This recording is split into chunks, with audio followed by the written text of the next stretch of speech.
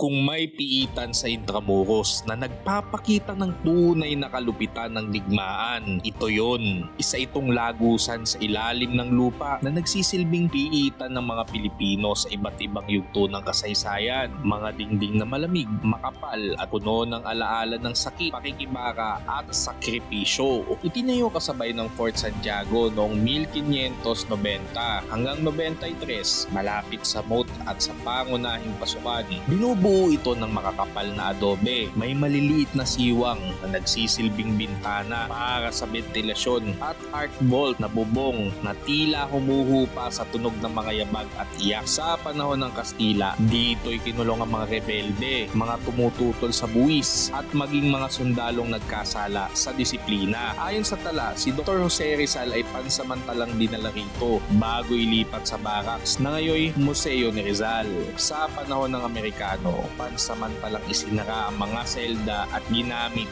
bilang imbakan ng kagamitan. Tinuyo ang moat, binago ang paligid para gawing golf course, ngunit nananatiling lihim ang mga dungeon sa ilalim.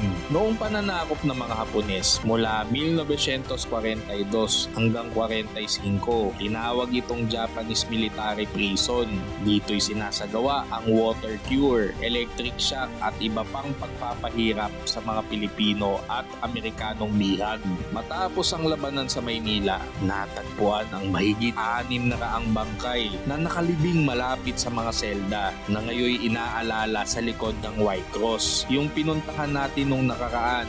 Kaya parang hindi natin maiiwasan na makaramdam ng pangingilabot sa lugar. Noong 1953, sinimulang ayusin muli ang Fort Santiago at noong 1992, muling binuksan sa publiko ang ilang bahagi ng mga dungeon. Sa kasalukuyan, bukas ito para sa guided tours kung saan makikita na rin ang mga palabas The fort became a prison for suspected guerrillas and sympathizers na magpapaliwanag ng kasaysayan ng lugar. Hindi laging bukas, lalo na kapag high tide. Kaya ipagtanong muna kung bukas ito para sulit. Maaari ka magtanong sa gwardiya na makikita mo sa Baluarte Maestranza sa Herrerias at sa harapan.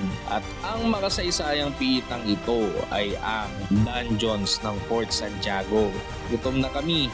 Kain muna tayo sa Cafe E. Rueda. Like, share, and subscribe para sa madami pa nating saysay sa ating kasaysayan.